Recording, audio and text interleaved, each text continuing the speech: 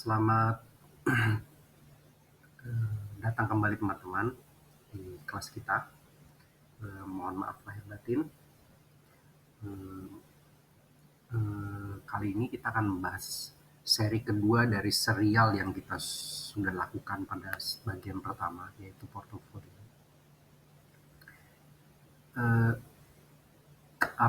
Judul kali ini saya mengangkatnya manajemen portofolio. Tidak terlalu panjang, hanya teori saja ya. Tidak ada hitungannya juga. Jadi kemarin kita sudah membahas portofolio tuh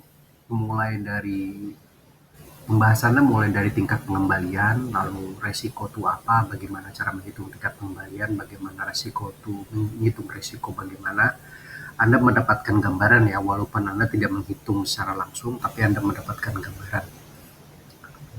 Lalu mengenai capital asset pricing model yang juga sering dipakai, lalu juga mengenai optimum portofolio seperti apa. Nah, jika ada yang masih belum mengerti, silakan kontak saya akan menerangkan kembali. Kali ini kita akan melakukan pembahasan tentang manajemen portofolio. Nah, kita andaikan seperti ini, ada seseorang datang kepada Anda adalah manajer investasi yang tentu saja bisa melakukan pemilihan saham dan sebagainya untuk membentuk suatu portofolio penggabungan aset-aset supaya mendapatkan tingkat pengembalian yang paling besar dengan resiko yang paling kecil. Seseorang datang kepada Anda minta dibuatkan kumpulan aset-aset atau portofolio dan meminta Anda untuk kira-kira yang paling bagus apa gitu. Apa yang Anda lakukan? Tentu saja ini memerlukan proses manajemen portofolio. Nah, portofolio ini adalah sebuah proses. Jadi tidak serta-merta kita membuatnya langsung mengambil saham, tapi ada sebuah proses di dalamnya yang harus dilakukannya. Jadi ada tahapannya. Tahapan yang pertama apa sih? Tahapan yang pertama adalah kita mengidentifikasi objektif, kendala, ataupun keinginan dari seseorang tersebut. Ya, kita mengidentifikasi objektif. Orang tersebut pengennya apa sih? Gitu. Apa dia menginginkan menikah pada 3 tahun mendatang? Atau dia menginginkan untuk berlibur? Atau dia menginginkan ketika dia pensiun, dia mendapatkan uang pensiun yang banyak? Atau dia menginginkan sebuah proteksi kesehatan yang bagus gitu ya, yang bagus. Ataupun apapun lah segalanya. Nah, Anda harus bisa mengidentifikasi objektif ini apa ini. Lalu kendalanya di mana? Kendala yang paling sering kelihatan terjadi adalah sumber penghasilannya berapa sih? Pengeluarannya apa saja? Apakah sumber penghasilannya itu seperti bumi dan langit? Artinya pengeluaran lebih besar misalnya atau apa? Nah, itu yang menjadi pertimbangan Anda. Sehingga pada saat identifikasi objektif, kendalanya, keinginannya, itu bisa dibuatkan suatu kebijakan investasi. Bisa disimpulkan bahwa orang ini adalah orang yang beresiko, tidak senang mengambil resiko, konservatif terhadap portofolio, terhadap pemilihan aset-asetnya. Anda harus bisa menyimpulkan seperti itu. Apa implikasinya? Kalau Anda bisa menyimpulkan seperti itu, tentu saja portofolio yang akan Anda ambilkan nanti adalah portofolio dengan aset-aset yang konservatif. Lalu habis tahapannya ketika sudah mengidentifikasi semua objektif kendalanya, lalu menyusun portofolionya, menyusun dan mencari kombinasi optimal. Ini yang paling paling membutuhkan ilmu dan paling membutuhkan apa namanya gonta-ganti kombinasi, paling membutuhkan matematika. Ya. Dengan ilmu ini, segala ilmu yang udah dapat, kalau Anda mendalami secara masalah investasi, banyak sekali perhitungannya ini. Kayak kemarin ada teori Markowitz, ada teori Markowitz, udah gitu William Sharp, aplikasi pricing teori dan sebagainya. Ini yang digunakan untuk hal ini. Yang ketiga, Anda melakukan monitor keadaan pasar. Bagaimana ekonominya, bagaimana industrinya pada saat itu, bagaimana inflasinya, lalu baguskah perkembangan kompetitornya, dan sebagainya. Anda melakukan investigasi pada pasar. Bagaimana keadaan pasar pada saat itu.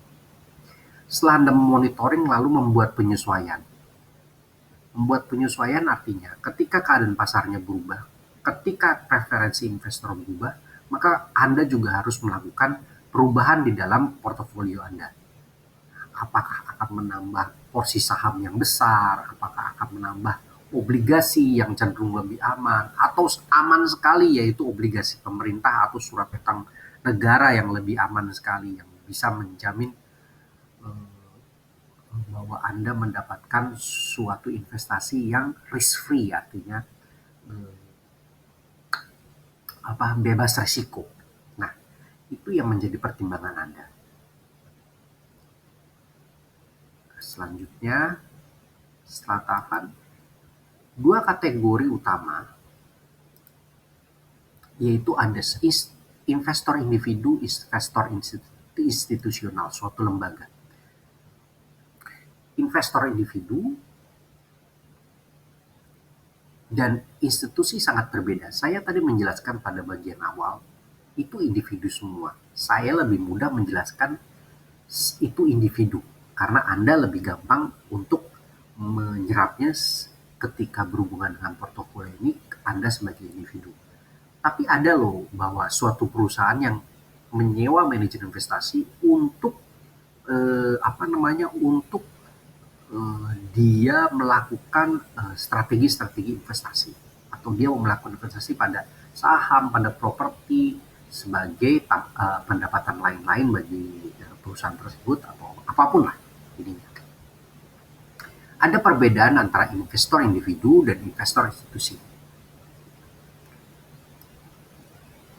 Ya. Oke. Investor individu dari sisi resiko. Kalau investor individu itu selalu kalau namanya rugi itu hilang uang. Sedangkan kalau institusi, dia berpikir bukan hilang uang, tapi standar deviasi biasanya. Jadi resiko itu kalau individu selalu berpikir hilang uang, kalau institusi itu standar deviasi. Apa itu? Ya berarti sebaran bukan tidak selalu merugi, tapi merupakan sebaran kemungkinan-kemungkinan yang terjadi pada tingkat pengembalian. Di video sebelumnya saya sudah pernah bahas itu. Karakternya, kalau individu jelas, orang ini merupakan risk averse, atau orang ini merupakan risk averse, menyenangi selalu setimpal. Orangnya ketika ada risiko lebih besar, dia mau untuk membebani dengan tingkat pengembalian yang lebih besar. Itu karakter personalnya. Atau karakter personalnya, orang ini karakter personalnya tidak menyenangi risiko, langsung. Tapi kalau institusi, kebanyakan itu adalah sekumpulan orang. Jadi karakternya bermacam-macam. Sekumpulan orang yang mempengaruhi terhadap keputusan pengambilan portofolio tersebut. Jadi karakternya bermacam-macam sekali. Tujuannya biasanya individu hanya memikirkan kenaikan aset. Manajemen institusi aset dan hutang. Mereka berpikir neraca, bagaimana neraca yang menjadi masalah, tidak hanya aset. Kendalanya, individu hampir nggak ada, karena bebas menentukan apapun apapun yang diinginkannya. Sedangkan institusi banyak regulasi. Pajak, pertimbangan utama. Kalau institusi tergantung dari jenis perusahaannya. Kayak pension fund, dana pensiun itu hampir perlakuan pajaknya berbeda dengan perusahaan biasa. Oke, kita lanjut ke bagian berikutnya.